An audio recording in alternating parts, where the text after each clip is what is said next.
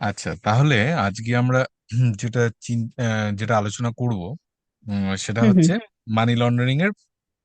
আজকের আলোচনাতে থাকবে, আমরা আগের দিনকে করেছিলাম যে মানি লন্ডারিংটা কি, মোটামুটি কিভাবে হয়, এই ব্যাপারটা নিয়ে রাইট আলোচনা রাইট করেছিলাম। রাইট। আমার মনে হয় যে মানি লন্ডারিং এর টেকনিক গুলো, আহ, যেগুলো সেগুলোকে নিয়ে আলোচনাটা করা যেতেই পারে। এবং এইটা একটুখানি স্পেশাল, মানে যারা একটু এই মানি লন্ডারিং এর ব্যাপারগুলো অ্যানালাইসিস করতে খুব বেশি উৎসাহী, তাদের জন্য সেই টেকনিকগুলো অ্যানালাইসিস করা প্রাসঙ্গিক।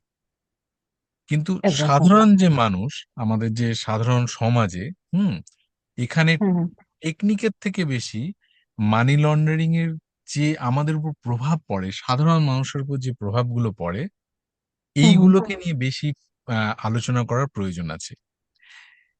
কেননা এই মানি লন্ডারিং যদি আমাদের সমাজে হয়, আমাদের আশেপাশে হয়, তাহলে আমরা কিভাবে নিজেরা, আমরা সাধারণ নাগরিকেরা আমরা কিভাবে এফেক্টেড হই প্রতিদিন, সেই জিনিসটা সম্পর্কে আমাদের নিজেদের অ্যাওয়ারনেস এর প্রয়োজন আছে। এবং এই অ্যাওয়ারনেস গুলো থাকলে পরে আমরা এর বিরুদ্ধে একটা প্রতিরোধ গড়ে তুলতে পারবো, বা একটা হুম মানে একটা কি বলবো, একটা এগেনস্ট একটা ওপিনিয়ন তৈরি করতে পারবো, সামাজিকভাবে একটা কনসেনসাসের জায়গায় আসবো, যে আমরা সবাই মিলে একমত যে হ্যাঁ, মানি লন্ডারিং বা এই দুর্নীতি কারাপশনের যে সমস্ত ব্যাপারগুলো, এগুলিকে কমাতে হবে। তাহলে আমরা ভালো থাকবো, এক সামাজিক মানুষ, জীব হিসেবে আমরা ভালোভাবে একটা জীবনযাপন করতে পারবো।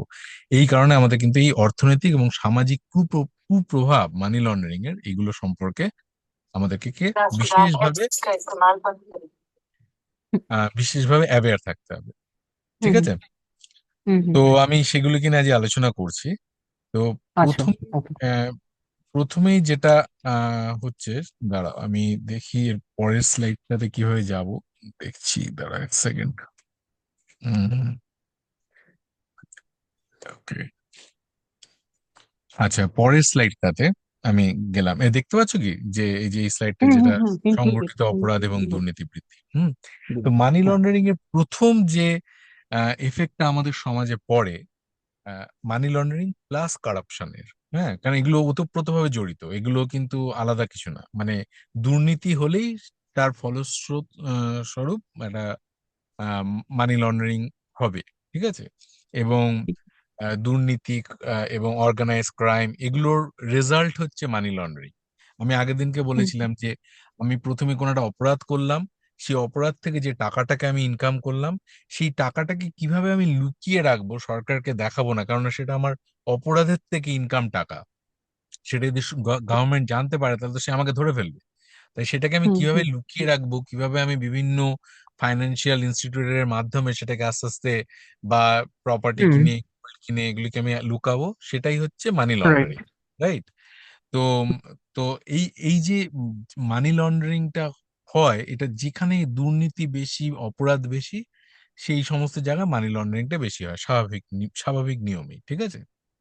এবার হুম হুম আহ আবার ভাইস ভার্সা, যেখানে বেশি মানি লন্ডারিং হয় সেখানে অপরাধ বা দুর্নীতি বেশি হয়। এবার এটা কিভাবে বুঝতে হবে, সেটা হচ্ছে, ধরো আমি একজন, বা আমি একটা এমন একটা অ্যাসোসিয়েশন, একটা ধরো বিরাট বড় একটা মাফিয়া চক্রের সাথে আমি যুক্ত, বা আমি একটা মাফিয়া চক্রের মাথা, এরকম ভাবে যদি ধরা যায়। হ্যাঁ, হুম হুম আহ, হুম। তাহলে, এবং আমার, ধরে নেওয়া যাক আমার রিচটা হচ্ছে ইন্টারন্যাশনাল রিচ। আমি ধরো একটা ইন্টারন্যাশনালি একটা ড্রাগ কার্টেল পরিচালনা করি, বা আমি একটা হুম। ইন্টারন্যাশনালি হিউম্যান ট্রাফিকিং পরিচালনা করি বিভিন্ন জায়গা রাইট। থেকে, নেপাল থেকে, বাংলাদেশ থেকে, বা আরো অন্যান্য থার্ড ওয়ার্ল্ড কান্ট্রি থেকে আমি ধরো আহ উম, ছেলে বা মেয়েদেরকে, হ্যাঁ, আমি দুবাই ইত্যাদি বিভিন্ন জায়গা পাচার করছি। ঠিক আছে? এই হুম যে হিউম্যান হুম। ট্রাফিকিং, বা হিউম্যান অর্গান আমরা ট্রাফিকিং করছি, কিডনি বেচে দিচ্ছি, এই করছি, ওই করছি, ইন্টারন্যাশনালি। তো রাইট এই যে রাইট। এই যে বড় বড় অর্থনৈতিক অপরাধগুলো হয়, তো তাহলে আমার কাছে বাজারটা কিন্তু কোনো একটা দেশ, কোনো একটা রাজ্য, বা কোনো একটা লোকালিটি না। আমার কাছে বাজারটা হচ্ছে সারা পৃথিবী। আমি যে দেশেই সুযোগ পাবো, কারণ আমি ইন্টারন্যাশনাল একটা অর্গানাইজেশন, আমি যে দেশেই সুযোগ পাবো সেখানেই কিন্তু আমি আমার ব্যবসা একটা বাড়াবো। তাহলে হুম যদি ধরা যায় যে সারা পৃথিবীটাই আমার মার্কেট এবং হুম আমার প্রোডাকশন হাউস, এটা যদি ধরা যায়, তাহলে আমি অবভিয়াসলি আমার আমার নিজস্ব অপরাধের অর্থনীতি অনুযায়ী, হ্যাঁ, আমি কিন্তু হুম আমার সুইটেবল প্লেসগুলি, মানে আমি কোথায় এই অপরাধটাকে সুন্দরভাবে বাড়াতে পারবো এবং চালিয়ে নিয়ে যেতে পারবো সেই সমস্ত জায়গাগুলি আমি খোঁজ করব। তো অবভিয়াসলি একটা বিরাট অর্গানাইজেশনের মাথা, অপরাধ অপরাধ জগতের সাথে যুক্ত অর্গানাইজেশনের মাথা হিসেবে আমি দেখব এমন হুম এমন দেশ, এমন এমন জুরিসডিকশন যেখানে ল এনফোর্সমেন্ট বা প্রথমত আইনগুলো খুব দুর্বল। একটা জায়গা দেখলাম যেখানে দুর্নীতি সম্পর্কে আইনগুলো খুব দুর্বল, কোনো স্পেসিফাইড পানিশমেন্ট দেওয়া নেই, বা আইনগুলোর এক্সিকিউশন করা, যারা ল এনফোর্সমেন্ট এজেন্সি, যারা পুলিশ বা অন্যান্য যারা আছে ল এনফোর্সমেন্ট করার জন্য, তারা খুব দুর্বল, ওয়েল অর্গানাইজ নয়, তাদেরকে ঠিক ঘুষ ঠিক দেওয়া যায়, তারা দুর্নীতির সাথে যুক্ত, এরকম একটা জায়গা, ঠিক আছে। বা হুম আমি দেখবো যেখানে কোর্ট প্রসিডিংসটা খুব লেন্দি, অনেক দিন ধরে কোর্ট হুম প্রসিডিংস হয়, হ্যাঁ, প্রপার ইনভেস্টিগেশন হয় না, এরকম জায়গা। বা আমি দেখব যেখানে সাধারণ যারা প্রফেশনাল, যেমন ধরো লয়ার রয়েছে, তারপরে চার্টার অ্যাকাউন্টেন্ট রয়েছে, হ্যাঁ, এই জাতীয় যে হুম প্রফেশন আছে, এরা কিন্তু দুর্নীতিকে আড়াল করার জন্য এরা কিন্তু আহ, নিজেদের ব্যবহার করতে পারে। মানে লয়ার, এমন লয়ার অনেক রয়েছে যারা হয়তো দুর্নীতির পক্ষে সওয়াল করবে, হ্যাঁ, আইনটাকে দিয়ে রাইট ব্যাপারটাকে গুলিয়ে দেওয়ার চেষ্টা করবে।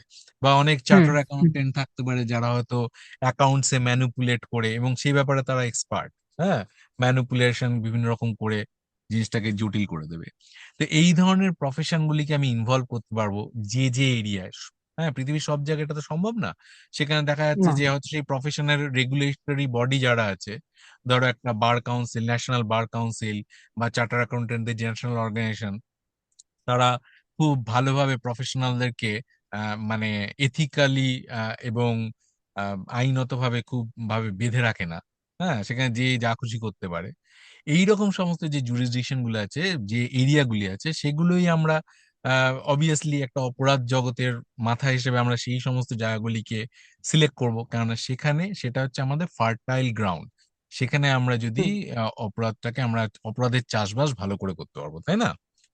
হুম এটা হুম ছাড়া আরো একদম কি কি জিনিস দেখবো, সেটা হচ্ছে যে এইরকম যে জুরিসডিকশন গুলি আছে, সেই জুরিসডিকশন গুলিতে আরো কতগুলো ফিচার আছে। সেখানে হচ্ছে কি কি, বেকারত্ব অনেক বেশি, সেখানে মানুষ চাকরি পাচ্ছে না, ইয়ং যারা আছে তারা কাজকর্ম খুব একটা কিছু পাচ্ছে না, ঠিক আছে। তাহলে হুম এবং অনেক মধ্যশিক্ষিত, অল্প শিক্ষিত মানুষ আছে, হ্যাঁ, সুশিক্ষিত মানুষের থেকে এদের সংখ্যাটা বেশি। তাহলে কি, যারা বেকার এবং স্বল্প শিক্ষিত বা মধ্যশিক্ষিত, তাদেরকে কিন্তু অপরাধের জগতে তাড়াতাড়ি টেনে আনা যায়, কারণ তারা চাকরি পাচ্ছে না, বাকরি পাচ্ছে না, কোনো হুম একটা হুম কিছুতে ইনকাম হলেই তারা কিন্তু চলে আসবে, দলে রাইট ভারী হয়ে যাবে, রাইট তাই না? তো হুম তাদেরকে হুম আমরা ঠিক রিক্রুট করতে পারবো এই ধরনের অপরাধে। আর আরেকটা ঠিকই ব্যাপার তারা দেখে, যে এরকম একটা জুরিসডিকশন যেখানে মোটামুটি টেকনোলজি আছে, কেননা আজকালকার দিনে যত অপরাধ হয়, তার এই অপরাধগুলো কিন্তু অনেকটা টেকনোলজি নির্ভর। এখানে মোবাইল ফোন, ইন্টারনেট, হ্যাঁ, এই জাতীয় জিনিসগুলো, হ্যাঁ, এগুলো কিন্তু প্রয়োজন হয় হুম আজকাল অপরাধে।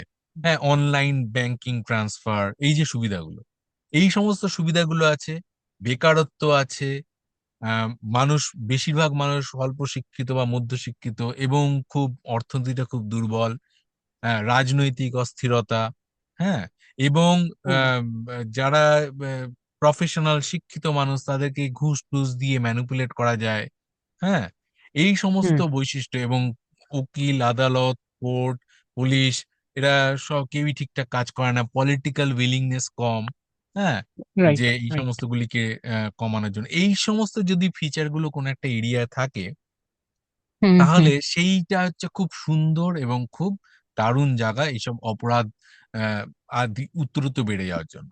যদি তুমি এরকম কোনো জায়গাকে আইডেন্টিফাই করতে পারো তোমার ভৌগোলিক নলেজে, তুমি একটা ব্যাপার অ্যাসিওর থাকতে পারো, যে যত দিন যাবে এই সমস্ত জায়গাগুলো কিন্তু আরো বেশি দুর্নীতি এবং অর্গানাইজ ক্রাইমের মধ্যে আরো বেশি জড়িয়ে যাবে, জড়িয়ে যাবে, হ্যাঁ, এই জায়গাগুলো।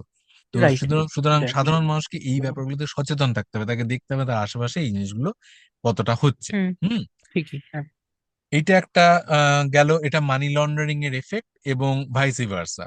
হ্যাঁ, এইগুলোর জন্য মানি লন্ডারিং বাড়ে। একদম। হুম। আরেকটা ব্যাপার হচ্ছে গিয়ে কি, আরেকটা যেটা এফেক্ট দেখা যায় সেটা হচ্ছে যে প্রাইভেট সেক্টর, হ্যাঁ, এই জাতীয় জায়গাতে, এই এই জাতীয় অবস্থা যখন যেখানে তৈরি হয়, যেখানে মানি লন্ডারিং এবং অপরাধ বেড়ে যায়, সেখানে প্রাইভেট যে আহ, যারা বিজনেসম্যান, হ্যাঁ, তাদের কিন্তু অবস্থা ধীরে ধীরে খুব সঙ্গীন হয়ে যায়। হুম। হুম, এবার এটাকে আমি একটা এক্সাম্পল দিয়ে বলছি। সাধারণত ব্যবসায়ীরা ভাবে যে প্রাইভেট সেক্টরে যে ঠিক আছে, সমাজে ক্রাইম বাড়ছে বাড়ছে, তাতে আমার কি, আমার তো আরো পয়সাটা হচ্ছে। হুম। কিন্তু ঠিক। আম, এইটা কিভাবে হয় আমি তোমাকে একটা এক্সাম্পল দিয়ে দেখাচ্ছি, একটা ছোট এক্সাম্পল, তারপর আমি তোমাকে এটা রিলেট করছি। ওকে। হুম, হুম, তুমি দেখবে যে যারা আহ, অনেকেই, আমি সবার কথা বলছি না, ওভার জেনারেলাইজেশন করছি না, সবাই বলছি না, কিন্তু দেখবে সাধারণত তোমার অঞ্চলে বা ইয়েতে, যে যারা ধরো কেউ একটা বেআইনি ইনকাম করলো কিছু একটা, হ্যাঁ, অনেক টাকা করলো, দেখা যাচ্ছে লোকটা এমনিতে সাধারণ একটা লোক ছিল, কিন্তু অল্প কিছুদিনের মধ্যে দেখলে তার অনেক টাকা পয়সা হয়ে গেল। এবার সেই টাকা পয়সাটা, যে সে যে ইনকামটা হচ্ছে, সেটাকে অবভিয়াসলি সে, আমি বলেছি লিয়ারিং করতে চাইবে। তো লিয়ারিং করার একটা একদম। উপায় হচ্ছে সে একটা ছোটখাটো প্রথম একটা বার বা রেস্টুরেন্ট গুলো, তুমি দেখবে ইদানিং এই সমস্ত যখন সমাজে সব বেড়ে যায়, তখন দেখবে বার রেস্টুরেন্ট এগুলো বেড়ে যায়। হ্যাঁ। পাড়ায় পাড়ায় বার, পাড়ায় পাড়ায় রেস্টুরেন্ট খুলছে। হুম, এটা হ্যাঁ, একটা ঠিক, এক্সাম্পল হ্যাঁ। দিচ্ছি। এবার এটা কেন করে? হ্যাঁ, এটার পেছনে কারণটা কি? প্রথম কথা হচ্ছে এই যে বার বা রেস্টুরেন্ট, হ্যাঁ, এটা দেখো, হুম, একটা আমি ছবি দিচ্ছি বার আর রেস্টুরেন্টের, দেখতে পাচ্ছ নিশ্চয়ই। হুম, হুম, তো হুম, একদম। এটাতে কি হয়, এই ধরনের বিজনেস গুলো হচ্ছে ক্যাশ রিচ বিজনেস, মানে এখানে ক্যাশের লেনদেন হয়। বাড়িতে গিয়ে খুব লোকজন চেক দিচ্ছে এরকম না, আজকাল অবশ্য একটা ক্রেডিট কার্ড ইউজ করা অনলাইন। হয়, হ্যাঁ। অনলাইন ক্রেডিট কার্ড ঠিকই। ইউজ করা হয়, কিন্তু মোরালেস পাশাপাশি ক্যাশের ট্রানজাকশন হয়। ঠিক আছে। ঠিক, হ্যাঁ। এইবার কি হলো, যে লোকটা, ধরো আমি একটা অপরাধী, আমার একটা ব্ল্যাক মানি এসছে, আমি কিছু টাকা কামিয়েছি, আমি যদি একটা, আমার পাড়াতে একটা বার কাম রেস্টুরেন্ট একটা কিছু খুলতে পারি, হ্যাঁ, যে করি হুম, হোক। হুম, এইবার তাদের প্রথমে হলো কি, যে সেই বার আর কাম রেস্টুরেন্টটা খোলার মধ্যে দিয়ে আমি আমার যে সঞ্চিত ব্ল্যাক মানি খানিকটা আমি দোকানে লাগিয়েছি, কেউ খোঁজ করতে আসবে না যে ভাই তুই এই দোকানটা করলি, দোকানটা কোথা থেকে তুই টাকা পেলি। এই ধরনের হুম, প্রশ্ন খুব কম লোক করে। ঠিক আছে, তাহলে হুম, আমি প্রথমে হুম, আমার ব্ল্যাক মানিটাকে একটা দোকানে লাগিয়ে দিলাম। তারপরে একদম। কি করছি, প্রতি মাসে আমার যে ব্ল্যাক মানির ইনকামটা হচ্ছে, সেই ইনকামটাকে আমি দোকানের ইনকাম হিসেবে দেখাচ্ছি। মানে ধরো একটা দোকানে, একটা রেস্টুরেন্টে তা হয়তো সারা মাসে তার কাছে 5টা কাস্টমার আসে, হয়তো হুম, সারা মাসে তার 3,000 টাকা বিক্রি হয় খাবার দাবার। একদম। কিন্তু হুম, যেহেতু ক্যাশ ট্রানজাকশন আছে, সে বলবে যে আমার এখানে প্রতি মাসে 3 লাখ টাকা বিক্রি হয়। কারো কিছু বলার নেই, মানে কেউ তো আর এসে প্রতিদিন এই সেই মানে টিভি ক্যামেরা নিয়ে বসে নেই কতজন আসছে কতজন আসছে না। সেই যদি ব্যাংকে প্রতি মাসে 3 লাখ টাকা করে জমা করে ওই দোকানের নামে, ওই দোকানের বিজনেস অ্যাকাউন্টে, আর বলে যে এটা আমার ক্যাশ সেল হয়েছে আমার ওই দোকান থেকে, হুম, হুম, তাহলে কিন্তু কেউ সেটাকে নিয়ে আর অত বেশি তদন্ত করবার কথা আসবে না। তাহলে কি হচ্ছে, সে তার পরবর্তীকালে প্রতি মাসে ওই 3 লাখ টাকা যে ব্ল্যাক মানি সে কামাচ্ছে বিভিন্ন জায়গাতে ঘুষ খেয়ে বা কালোবাজারি করে বা যে করেই করে, সেটাকে দোকানের বিক্রি, দোকানের রেস্টুরেন্টের খাবার বিক্রি, এইভাবে কিন্তু সে দেখিয়ে দিচ্ছে। ঠিক আছে। ঠিকই। তো ঠিক। এইভাবে কিন্তু সে কালো টাকাটাকে সাদা করার একটা রাস্তা পেয়ে গেল, একটা শপ, একটা ভেহিকেল পেয়ে গেল, যেটা দিয়ে সে প্রতি মাসে মাসে এবার করে কালো টাকাটাকে সাদা করবে। এবং তারপরে সে কিছুদিন পর আরেকটা দোকান খুলবে, তারপর কিছুদিন পর আরেকটা দোকান খুলবে, তারপর কিছুদিন পর আরো বড় একটা হোটেল খুলবে। এবং এই সমস্ত চক্রের মধ্যে দিয়ে সে কিন্তু আস্তে আস্তে একটা ছোট, একটা কোনো দোকান থেকে তার দেখা যাবে এখানে এই পুরীতে হোটেল, দার্জিলিং এ হোটেল ইত্যাদি, সব অনেক জায়গায় বিভিন্ন টুরিস্ট স্পটে তার হোটেল ইত্যাদি হয়ে যেতে পারে। ঠিক আছে। হুম, এইটা একটা ওয়ে, হুম, হুম, ওয়ে ওয়ে যে যেভাবে মানে কালো টাকাটাকে তারা সাদা করে। এবার এটাতে হুম, হুম, অন্যান্য ব্যবসায়ীরা, আমি যেটা আগে আসছিলাম, যে তাতে এই যে প্রাইভেট যারা আলাদা ব্যবসায়ী, তারা কিভাবে ক্ষতিগ্রস্ত হবে জানবে। হুম, ব্যবসার প্রথম আইডিয়াটা হচ্ছে যে, সেটা হচ্ছে যে ব্যবসাটা একটা ইকোনমিক্স, তো যে আমি একটা ইনভেস্টমেন্ট করব, সেই ইনভেস্টমেন্ট থেকে কত টাকা আমার রিটার্ন আসবে, এটা কিন্তু একটা খুব রিস্কি ভেঞ্চার। যে কোনো বিজনেস একটা রিস্কি ভেঞ্চার, ঠিক আছে? এবং ওইখানে ঠিক। কস্ট মিনিমাইজেশনটা একটা, এবং cost minimization and profit maximization, এটাই হচ্ছে যে কোনো একটা বিজনেসের আলটিমেট গোল। হ্যাঁ, এইবার হুম, বেশিরভাগ আমি যদি একটা সাধারণ ছেলে হই, সাধারণ একটা গ্র্যাজুয়েট হই, আমি একটা ব্যবসা করতে নামলাম, ঠিক আছে? এবার লোকজন আমার আশেপাশে সবাই বলে যে ব্যবসা করে বাঙালি ব্যবসা করতে পারে না, ব্যবসা করলে পরে সে ধরা খাবে, এরকম একটা হ্যাঁ, কথা বলা হয়, ঠিক হুম, আছে? এবার আমি একটা সাধারণ সাদা মনে কাদা নেই, আমি একটা ব্যবসা করতে নামলাম। আমি একটা ব্যাংক থেকে লোন নিলাম, লোনের আমাকে ইন্টারেস্ট দিতে হবে, সেই ব্যবসাটাকে আমাকে সুন্দরভাবে দাঁড় করাতে হবে। আমি একটা লোন টোন নিয়ে একটা রেস্টুরেন্ট খুললাম, একটা বার কাম হুম, রেস্টুরেন্ট খুললাম। হুম, আর হুম, আমার দোকানের পাশেই, হ্যাঁ, নাড়ুদা একটা বিজনেস খুললো, তার কিন্তু কালো টাকা। এবার সে একটা কালো টাকার রেস্টুরেন্ট খুললো, হ্যাঁ, যে তার টাকা, এবার তার তো টাকা, তার তো ব্ল্যাক মানি প্রতি মাসে মাসের শুরু থেকেই আসছে। তাকে কোনো হুম, বিজনেসটা দাঁড় করিয়ে তার রেপুটেশন তৈরি করে তার ব্রেক ইভেন পয়েন্টে নিয়ে গিয়ে, হ্যাঁ, তাকে লোন শোধ করে এত কিছু স্ট্রাগল তাকে করতে হচ্ছে না। তার রাইট, ব্যবসাতে প্রথম মাস থেকেই ব্ল্যাক মানি ঢুকছে। সে হয়তো একটা চেয়ার, তার রেস্টুরেন্টের একটা চেয়ারের দামই হয়তো হয়ে যাচ্ছে গিয়ে 10,000 টাকা করে চেয়ার কিনে নিল। তো তার তো টাকার কোনো মানে হিসেব নেই। আমি হয়তো একটা হুম, 1,000 টাকার চেয়ার কিনলাম, টেবিল কিনলাম, হ্যাঁ, খাবার ঠিক, টেবিল কিনলাম হয়তো 5,000 টাকার, সে হয়তো 50,000 টাকার টেবিল কিনলো, 5,000 10,000 টাকার চেয়ার কিনলো। হ্যাঁ, সারাদিকে লাইট ফাইট লাগিয়ে এটাকে একদম মানে সাংঘাতিক কাণ্ড করে ফেললো, মানে হ্যাঁ, এবং একটা হুম, ঝিকমাক। হুম, তো হুম, ঠিক, অবভিয়াসলি লোকজন তার দোকানেই আসা শুরু করবে, তার কাছে আসা শুরু করবে, তার দোকানে ভিড় বাড়বে। সেখানে আমি কিন্তু ফেল হয়ে যাচ্ছি, বিকজ আমার পাশের দোকানটা, সেখানে ব্ল্যাক মানি পাম্পিং হচ্ছে, মানি লন্ডারিং হচ্ছে সেই দোকানে। সেই যেহেতু তার সাথে বিজনেস কম্পিটিশনে আমি পিছিয়ে পড়ছি। এবং এইটা আমি যে একটা ঠিক, রেস্টুরেন্ট উদাহরণ দিয়ে বললাম, এটা কিন্তু সব ব্যবসার ক্ষেত্রে।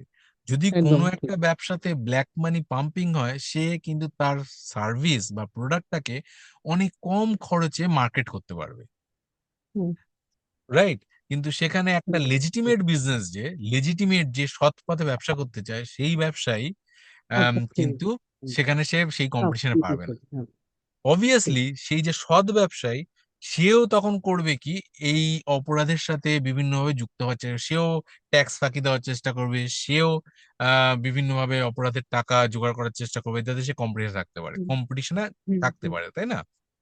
ঠিক, এর ঠিক, ফলে হচ্ছে কি, একদম, একটা ব্যবসায়ী যে অপরাধের টাকা পাম্পিং করছে, সে আরেকটা ব্যবসায়ীকে ইনফেক্ট করছে, হ্যাঁ, হুম, আরেকটা ব্যবসায়ীকে তার মধ্যে সেই রোগটা ছড়িয়ে দিচ্ছে। এরকম করে আস্তে আস্তে সমাজে যারাই ব্যবসা করে টিকে থাকবার চেষ্টা করবে, তারাই প্রত্যেকেই কোনো না কোনো ভাবে দুর্নীতির সাথে আপোষ করে, বা দুর্নীতির সাথে প্রত্যক্ষ বা পরোক্ষভাবে যুক্ত হয়ে ব্যবসায় টিকে থাকার চেষ্টা করবে। তো এইটা হুম, কিন্তু ওভারঅল ব্যবসায়িক পরিস্থিতিটাকে, সমাজের যে ব্যবসায়িক পরিস্থিতি, সেটাকে কিন্তু দিনকে দিন আরো খারাপ করে দেবে, এবং ব্যবসাটা আর কম্পিটিটিভ থাকবে না। কিছু লোকের হাতে ব্যবসাটা কেন্দ্রীভূত হয়ে যাবে পুরো। এটা রাইট, আমি তোমাকে একটা পাড়ার উদাহরণ দিলাম, তুমি এটা দেশের ক্ষেত্রে ভাবো। হ্যাঁ, দেশের ক্ষেত্রে বা একটা রাজ্যের ক্ষেত্রে দেখবে কতিপয় দুর্নীতিবাজ ব্যবসায়ীর হাতে পুরো সেক্টরটা কনসেন্ট্রেটেড হয়ে যাচ্ছে। হ্যাঁ, এটা কিন্তু হুম, শুধু আমাদের দেশ না, যে কোনো বড় বড় দেশ, যেগুলো অনেক দেশেই এই সমস্যাটা একটা কিন্তু বড় আকার ধারণ করছে দিনকে দিন। কিছু লোকের হাতে সমস্ত পয়সাটা কনসেন্ট্রেটেড হয়ে যাচ্ছে। আচ্ছা, এটা রাইট, ছাড়াও আর কি কি এফেক্ট হয় এই এই ধরনের মানি লন্ডারিং এর ক্ষেত্রে? সেটা যে আমাদের যে ফাইন্যান্সিয়াল ইনস্টিটিউট গুলো আছে, হুম, সেই ফাইন্যান্সিয়াল ইনস্টিটিউট গুলো কিন্তু আস্তে আস্তে দুর্বল হয়ে পড়ে। দুর্বল হয়ে পড়ে কেন? এগেন ওই ব্যবসার সাথেই তুমি রিলেট করো। একটা লোক আমাকে, একটা ব্যাংক আমাকে লোন দিল, আমি সৎ পথে ব্যবসা করব। এবার আমার ব্যবসাটা যদি লস হয়, আমি যদি আমার পাশের নারুদার সাথে ব্যবসায় কম্পিটিশনে আমি দাঁড়াতে না পারি, আমার ব্যবসাটা আস্তে আস্তে মার খেয়ে যাবে। তাহলে মার খেয়ে হুম, গেলে আমি লোনটা শোধ করতে পারবো না। এবার লোনটা ঠিক, শোধ না করতে পারলে সেটা ডিফল্ট হবে, সেটা আমার ব্যাংকই লস খাবে আলটিমেটলি। আমার সাথে মামলা টামলা করে কি করবে কিছু? আমি তো ব্যবসা করতে এসেছি, আমি যদি লস খাই, আমি কোথা থেকে টাকা দেবো? তাহলে আলটিমেটলি ঠিক, কিন্তু ব্যাংক, ফাইন্যান্সিয়াল ইনস্টিটিউট লস খাবে। তো ঠিক একইভাবে, এটা যেমন একটা ছোট পাড়ার দোকানের উদাহরণ দিলাম, এটা তুমি বড় বড় ইন্ডাস্ট্রির ক্ষেত্রে দেখো। ব্যাংকের হাতে দেখা যাচ্ছে একটা বড় ইন্ডাস্ট্রিতে দুজন কি তিনজন লোক রয়েছে, তারাই ব্যবসাটা করছে, আর কেউ মার্কেটে ঢুকতেই পারছে না। হুম, মানে হুম, কোনো কম্পিটিশন হচ্ছে না, পুরো মনোপলির জায়গা তৈরি হয়ে গেছে সেখানে। তাহলে ওখানে যদি ব্যাংককে লোন দিতে হয়, ব্যাংকের কাছে তিনজন লোকই আছে যাদেরকে লোন দিতে হবে। এখন যদি হ্যাঁ, আমার কাছে ওপেন মার্কেট না থাকে, ব্যাংকের কাছে যদি ওপেন মার্কেট না থাকে, তাহলে ওই লোনের টার্মস এন্ড হ্যাঁ, কন্ডিশন গুলো ওই তিনটে লোকই ডিকটেট করবে। বলে ভাই আমাকে ঠিক আছে, এত টাকায় এই পার্সেন্টেজে লোন দাও, তা নাহলে আমি নেবো না তোমার লোন। তাহলে কি হচ্ছে, ঠিক তাহলে ঠিক। ব্যাংক বিজনেসটা কিন্তু যত দিন যাচ্ছে, এবার ব্যাংকে কি করতে হয়, ব্যাংক ব্যাংক তো তুমি বললে ব্যাংক তো লোন না দিয়েও বসে থাকতে পারে, কিন্তু ব্যাংক লোন না দিয়ে বসে থাকতে পারে না। তার কারণ হচ্ছে ব্যাংক বিভিন্ন লোকের কাছে বা বিভিন্ন অর্গানাইজেশনের কাছে ডিপোজিট নেয়। তো ডিপোজিট নিচ্ছে যখন, তখন তাদেরকে তো ইন্টারেস্ট দিতে হবে। তো সেই হ্যাঁ, ইন্টারেস্টটা সে হ্যাঁ, কোথা থেকে দেবে, সে সেই ডিপোজিটটাকে কাউকে লোন দিয়ে তার কাছ থেকে ইন্টারেস্ট নিয়ে, যে ডিপোজিটার তাকে ইন্টারেস্টটা দিচ্ছে, তাই না, ফেরত দিচ্ছে। ঠিক সুতরাং বলেছো, হ্যাঁ ঠিক আছে। তাকে তো লোনটা দিতেই হবে। এবার সে যদি লোন দেওয়ার মার্কেটটা তার ছোট হয়ে যায়, হ্যাঁ, সে যদি হুম, হুম, নিজের মতো করে সে প্রফিটেবল বিজনেস না করতে পারে, তাহলে আস্তে আস্তে ফাইন্যান্সিয়াল ইনস্টিটিউট গুলো দুর্বল হয়ে পড়ে। এটা গেল একটা ব্রড, আমি বললাম। আরো অসংখ্য রিজন আছে, আমি পরবর্তীকালে ডিসকাস করব কিভাবে ফাইন্যান্সিয়াল ইনস্টিটিউট গুলো দুর্বল হয়ে যায় এই মানি লন্ডারিং, কারাপশন, এই ধরনের জিনিসগুলো, যত অপরাধ, হ্যাঁ হ্যাঁ, ক্রাইম যত বাড়ে একটা সোসাইটিতে। তো ঠিক, হুম, আরেকটা ব্যাপার হয় যেটা, সেটা হচ্ছে যে ফরেন ইনভেস্টমেন্ট। এবার তুমি একটা জিনিস চিন্তা করে দেখো, তুমি নিজেকে একজন ফরেনার বা যে কোনো একটা লোক হিসেবে ভাবো, ঠিক আছে? এবার তোমার কাছে ধরো 1 কোটি টাকা আছে। এবার হুম, সেই 1 কোটি টাকা তুমি, তোমার হাতে বিভিন্ন অপশন আছে। একটা অপশন হচ্ছে যে তুমি সেই টাকাটাকে তোমার দেশে ইনভেস্ট করতে পারো, তুমি সেই টাকাটাকে বাংলাদেশে ইনভেস্ট করতে পারো, তুমি সেই টাকাটাকে আরো 3-4টে দেশে ইনভেস্ট করতে পারো। ধরে নাও তুমি একটা ইন্টারন্যাশনাল লোক, হ্যাঁ, হুম, হুম, তোমার তুমি সারা তোমার ইনভেস্টমেন্টের অ্যাক্সেস আছে, মানে you are such a rich person, you can invest anywhere in the world. এবার তোমার কাছে যদি অপশন আসে আজকে বাংলাদেশ এবং ইন্ডিয়া, তা তুমি কোন জায়গাটাকে ধরবে? তুমি যখন বাংলাদেশের দিকে তাকাচ্ছ আজকের দিনে, দেখছো ওদের কোনো একটা স্টেবল সরকার নেই, ওখানে প্রতিদিন গন্ডগোল হচ্ছে, ওখানে ল অ্যান্ড অর্ডারটা ভেঙে গেছে, ওখানে দিন দুপুরে লোককে হুম, পিটিয়ে মেরে ফেলা হচ্ছে। হ্যাঁ, ওইখানে যদি তুমি টাকাটা রাখো, কালকে যদি টাকাটা চোট হয়ে যায়, তোমাকে কোনো কোনো কোর্ট নেই, কোনো পুলিশ নেই, কেউ নেই তোমাকে হেল্প করবে। তাহলে কি তুমি সেখানে টাকা ইনভেস্ট করবে? ঠিক, তুমি একদমই কিন্তু না। তুমি সেখানে টাকা ইনভেস্ট করতে চাইবে না। তো হুম, একইভাবে যারা যারা ইনভেস্টার, হুম, তাদের কাছে কিন্তু বিগ অ্যামাউন্ট অফ মানি আছে, বিলিয়ন বিলিয়ন ডলার্স তারা ইনভেস্ট করে।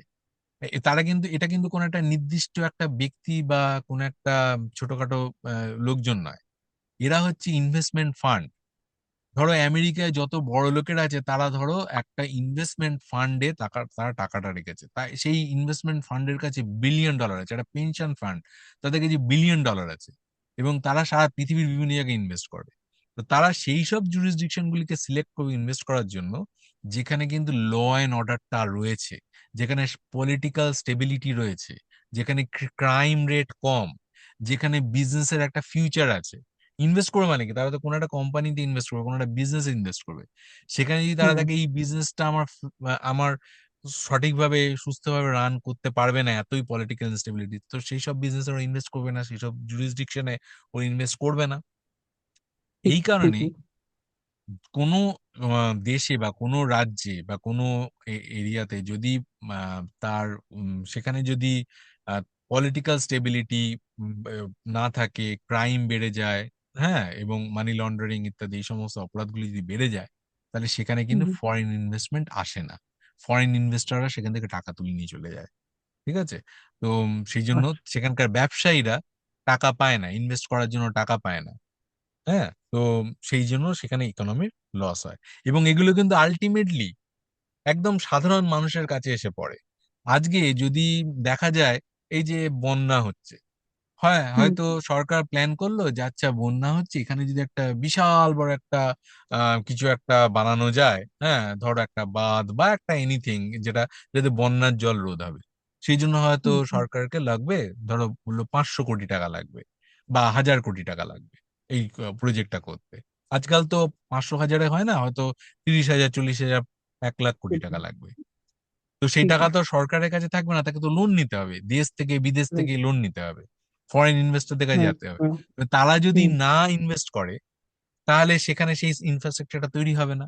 সেই ইনফ্রাস্ট্রাকচার তৈরি না হলে এই যে যারা এফেক্টেড হচ্ছে এই বন্যায় বা এই সমস্ত রকম প্রাকৃতিক দুর্যোগে, আলটিমেটলি তারাই কিন্তু লসে রয়েছে, তারাই কিন্তু লস পাচ্ছে। তো এইটাই হচ্ছে কথা যে এই যে অনেকে ভাবে ফরেন ইনভেস্টমেন্টের সাথে আমার কি, আমি আদার ব্যাপারে আমার জাহাজে কাজ কি না, কিন্তু আমাদের সবার সাথে সবার রিলেটেড। যদি একটা ইকোনমিতে ফরেন ইনভেস্টমেন্ট না ঢোকে, তাহলে সেই ইকোনমির একদম প্রান্তিক লোকেরাও কিন্তু তাতে এফেক্টেড হয়। ঠিক আছে? আচ্ছা, এবার আরেকটা কি এফেক্ট হতে পারে? Loss of control or mistake in decision regarding economic policy. হ্যাঁ, এবার সরকার কি করে? সরকার আমরা জানি পঞ্চবার্ষিকী পরিকল্পনা করে। হুম হ্যাঁ, তারা হুম বিভিন্ন প্যারামিটার, ইকোনমিক্যাল প্যারামিটার দেখে তারা বাজেট তৈরি করে এবং এই খাতে এত টাকা লাগাবো, ওই খাতে এত টাকা লাগাবো, এরকম ঠিক করে। এবার এই যে ইকোনমিক্যাল ডেটা তারা জোগাড় করে বিভিন্ন জায়গা থেকে, একটা ডেটার কথা বলা যেতে পারে, যেমন ধরো বললো যে আমাদের এই অঞ্চলে বা এই দেশের সবার আম, মানে ইনকাম স্টেটাসটা কিরকম। হ্যাঁ, কত হুম টাকা করে হুম কামায়। হুম দেখা যাচ্ছে সেই পপুলেশনের মধ্যে মাত্র 2% লোক তারা কয়েক কোটি টাকা কামাচ্ছে, আর এদিকে 80% লোক তারা হয়তো মাসে 1,000 টাকার কমও কামাচ্ছে। হ্যাঁ, 1,000 টাকাও কামাতে পারছে না। কিন্তু যখন অ্যাভারেজ করা হচ্ছে ডেটাটাকে, তখন দেখা যাচ্ছে অ্যাভারেজ মানে গড়ে প্রত্যেকটা লোক হয়তো 1 লাখ টাকা করে কামাচ্ছে, এরকমই আসছে। তাহলে এই যে ইকোনমিক ডেটাটা, এই ডেটাটা তো সঠিক নয়, কিন্তু অ্যাকচুয়াল রিয়েলিটি হচ্ছে সাধারণ লোকেরা 1,000 টাকাও কামাতে পারছে না, আর খুব অল্প একদম সংখ্যক লোক কোটি কোটি টাকা কামাচ্ছে। তাই এই যে অ্যাভারেজ করার পর যে ডেটাটা এলো, এই ডেটার উপর বেস করে কোনো ইকোনমিক পলিসি বানানো সম্ভব না। এইরকম ভাবে যদি মানি লন্ডারিং চলতে থাকে, যদি কারাপশন চলতে থাকে, হ্যাঁ, আর যদি অপরাধ চলতে থাকে, তাহলে আম, কিন্তু এই যে ইকোনমিক্যাল ডেটাগুলো, গ্রাউন্ড থেকে যে ইকোনমিক্যাল ডেটাগুলো আসে, সেই ইকোনমিক্যাল ডেটাগুলো কিন্তু তোমার সঠিক চিত্র দেয় না। দেখা যাচ্ছে একটা চত্বরে প্রচুর প্রাইভেট হসপিটাল আছে, আর সরকারি হসপিটালগুলোর অবস্থা খুবই খারাপ। কিন্তু যদি দেখা যায় যে স্বাস্থ্য ব্যবস্থা নিয়ে যদি একটা প্ল্যান করা হয়, তো বলবে যে হ্যাঁ, আমাদের তো এখানে এত প্রাইভেট হসপিটাল আছে, এতগুলো এতগুলো বেড আছে। ধরো একটা ডেটা এলো যে আমাদের এখানে আইসিইউ বেড আমাদের রাজ্যে 10,000 আইসিইউ বেড আছে। কিন্তু দেখা যাচ্ছে এই 10,000 আইসিইউ বেডের মধ্যে 8,000 আইসিইউ বেড হুম প্রাইভেট হসপিটাল আছে, যেখানে সাধারণ লোকেরা যেতেই পারে না। আর বাকি 2,000টা আছে যেখানে যেখানে বেশিরভাগ সাধারণ লোক যেখানে যায় সেখানে, সেখানে তারা আইসিইউ বেড না। তাহলে আচ্ছা এই যে আইসিইউ বেডের যে নাম্বার, যে ডেটা, এটা কিন্তু একদম গ্রাউন্ড রিয়েলিটিটাকে সঠিকভাবে প্রজেক্ট করছে না। সুতরাং সরকার সেই নিয়ে কোনো রকম একটা প্ল্যান করতে পারে না। তো এইটা কিন্তু যেসব জায়গায় এই ধরনের মানি লন্ডারিং বা এই জাতীয় অপরাধগুলো বেশি, সেখানে এটা এটা কিন্তু দেখা যায়। আরেকটা হচ্ছে গিয়ে কি, লস অফ ট্যাক্স রেভিনিউ। আমি প্রথমেই আলোচনা যখন শুরু করেছিলাম তখন বলছিলাম যে যারা অপরাধের থেকে টাকা ইনকাম করে, তারা তো কি সরকারকে বলে না যে আমি দাদা, আমি ড্রাগ ট্রাফিকিং করে আমি 1,000 কোটি টাকা কামিয়েছি, সেটা তো কি বলবে না। কেননা না না তো সে সেই টাকাটাকে লুকোনোর চেষ্টা করবে, কারণ সে যদি সেটা অ্যাডমিটই করে আমি ড্রাগ ট্রাফিকিং থেকে টাকা কামিয়েছি, তাহলে তো সরকার তাকে জেলে ঢুকিয়ে দেবে। তাহলে এই একদম যে সে একদম ইনকামটা ঠিক করলো, হ্যাঁ, সেই ইনকামটাতে সে ট্যাক্স দিচ্ছে না, সেটাকে সে হাইড করছে। সে সেটা দিয়ে রিয়েল এস্টেট কিনছে, সেটা দিয়ে সোনা দানা কিনছে, মাটির তলায় টাকা রাখছে, বান্ধবীর বাড়িতে টাকা রাখছে, ইত্যাদি। এইসব করে সে কিন্তু ট্যাক্সটাকে ফাঁকি দিচ্ছে। এবং ট্যাক্স যদি কালেক্ট না হয়, সেই ট্যাক্সের টাকা কিন্তু সরকার সমাজের উন্নতির প্রকল্পে লাগাতে পারছে না। তো এটাতে সরকার দুর্বল হয়ে পড়ছে, প্ল্যানিং করতে পারছে না, এবং আলটিমেটলি এর এফেক্ট কিন্তু সাধারণ মানুষের উপরই পড়ছে। এটা ছাড়া কি একদম আছে, আমি যেটা বললাম যে রেপুটেশনাল রিস্ক। হ্যাঁ, যে প্রথমেই বলেছিলাম যে ফাইন্যান্স, যারা ফরেন ইনভেস্টর, হ্যাঁ, ফরেন ইনস্টিটিউশনাল ইনভেস্টর, এফআইআই বলা হুম হয়, তারা যেরকম আসছে না, কেননা এখানে রেপুটেশন এই চত্বরটা তারা ভাবছে যে মানে খুবই ক্রাইম অধ্যুষিত, এখানে গেলে পরে হবে না। ঠিক একইভাবে বিভিন্ন দেশ তারা করছে কি, নিজেদের যারা ধরো উন্নত দেশ, যারা খুবই মানে নিজেদের দেশের নিয়ম কানুন গুলো খুব কড়াভাবে মানে, এবং ফার্স্ট ওয়ার্ল্ড কান্ট্রি, তারা করছে কি ওই সমস্ত যে দুর্নীতি বা যেসব রাজ্য বা দেশ, তাদের সম্পর্কে রেড অ্যালার্ট জারি করে দিচ্ছে। সেই উন্নত দেশগুলি নিজেদের ফাইন্যান্সিয়াল ইনস্টিটিউট গুলিকে বলছে, ভাই, ওই দেশ থেকে যদি কোনো টাকা আসে, তাহলে কিন্তু সেই টাকাগুলিকে তোমরা ব্লক করো। তোমরা কিন্তু এনো না, একটু গবেষণা করো যে তারা সেটা কি ক্রাইমের মানি আসছে কিনা।